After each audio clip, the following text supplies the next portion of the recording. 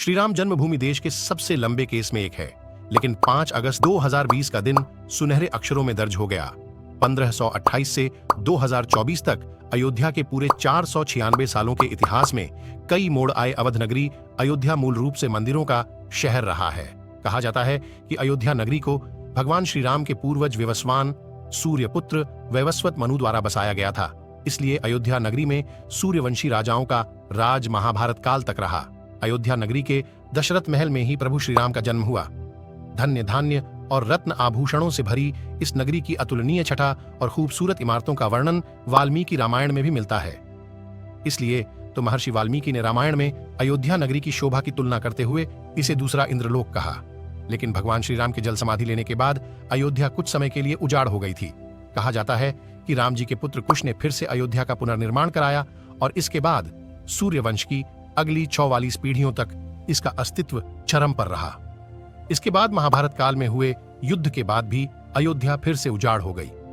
पौराणिक कथा कहानियों के अनुसार प्राचीन काल में भगवान श्री राम के जल समाधि लेने के बाद और महाभारत युद्ध के बाद अयोध्या के उजाड़ होने और फिर से बसने का वर्णन मिलता है।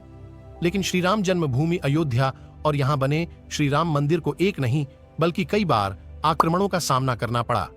अयोध्या को नष्ट करने के लिए मुगलों द्वारा कई अभियान भी चलाए गए। मंदिर में बाबरी ढांचा खड़ा किया, भव्य मंदिर तोड़ मस्जिद बनवाए गए, लेकिन प्रभु श्री राम की जन्मभूमि कभी नष्ट न हो सकी।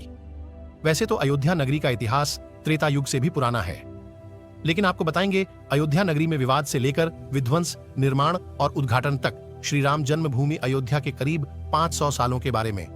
अगर आप भी सनातनी होने पर गर्व करते हैं तो कमेंट में जय श्री राम जरूर लिखें और इस वीडियो को हर सनातनी तक पहुंचा दो।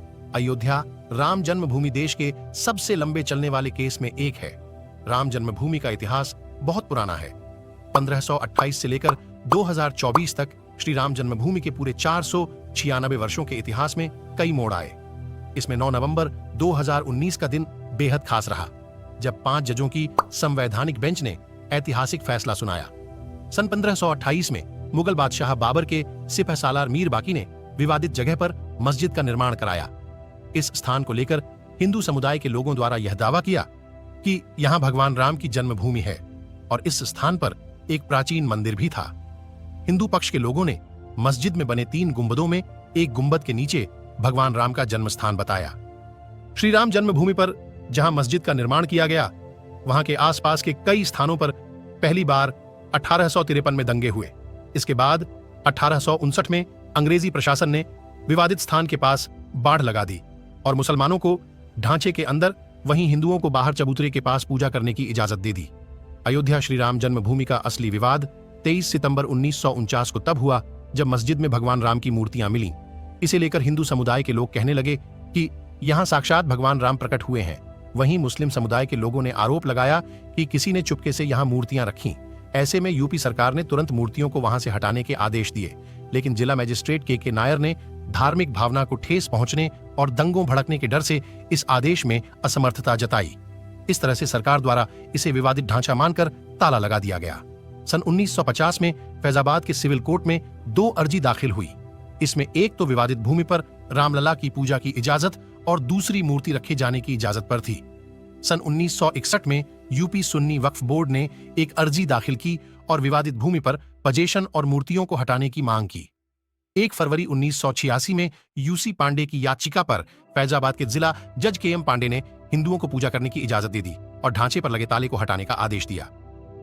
सन 1992 तक यह दंगा ऐतिहासिक रहा। 6 दिसंबर 1992 को VHP और शिवसेना समेत कई हिंदू संगठन के लाखों कार्यकर्ताओं ने विवादित ढांचे को गिरा दिया। इससे देश भर में सांप्रदायिक दंगे हुए और हजारों की तादाद में लोग मारे गए। सन 2002 में गोधरा ट्रेन, जो कि हिंदू कार्यकर्ताओं को लेकर जा रही थी, उसमें आग लगा दी गई और करीब 58 लोग मारे गए। इसे लेकर गुजरात में भी दंगे की आग भड़क गई और 2000 से अधिक लोग इस दंगे में मारे गए। सन 2010 में इलाहाबाद हाईकोर्ट ने फैसले पर विवादित भूमि को सुन्नी वक्फ बोर्ड, रामलला विराजमान और निर्मोही अखाड़ा के बीच 3 बराबर हिस्सों में बांटने का आदेश दिया। सन 2011 में अयोध्या विवाद पर इलाहाबाद हाईकोर्ट के फैसले पर सुप्रीम कोर्ट ने रोक लगा दी। इसके बाद 2017 में सुप्रीम कोर्ट ने आउट ऑफ कोर्ट सेटलमेंट का आह्वान किया और भाजपा के कई नेताओं पर आपराधिक साजिश आरोप बहाल किए गए। 8 मार्च 2019 को सुप्रीम कोर्ट ने मामले को मध्यस्थता के लिए भेजा और 8 सप्ताह के भीतर कार्यवाही को खत्म करने के आदेश दिए। इसके बाद 1 अगस्त 2019 को मध्यस्थता पैनल ने रिपोर्ट पेश की और 2 अगस्त को सुप्रीम कोर्ट मध्यस्थता पैनल मामले में समाधान निकालने कामयाब नहीं रहे। इस बीच सुप्रीम कोर्ट में अयोध्या मामले को लेकर प्रतिदिन सुनाई होने लगी और 16 अगस्त 2019 को सुनवाई पूरी होने के बाद फैसला सुरक्षित रखा गया। 9 नवंबर 2019 को सुप्रीम कोर्ट के 5 जजों की बेंच ने श्री राम जन्मभूमि के पक्ष में फैसला सुनाया।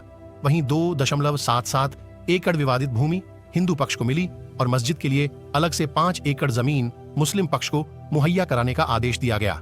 25 मार्च 2020 को पूरे 28 साल बाद रामलला टेंट से निकलकर फाइबर मंदिर में शिफ्ट हुए और इसके बाद 5 अगस्त 2020 को भूमि पूजन किया गया। अब एक बार फिर से श्री राम की जन्मभूमि अयोध्या में रामलला का भव्य मंदिर बनकर तैयार हो चुका है। 22 जनवरी 2024 को रामलला के भव्य मंदिर का अभिषेक होगा। इस तरह से सालों साल चले इस विवाद का अंत होगा और रामलला की पूजा आराधना की जाएगी।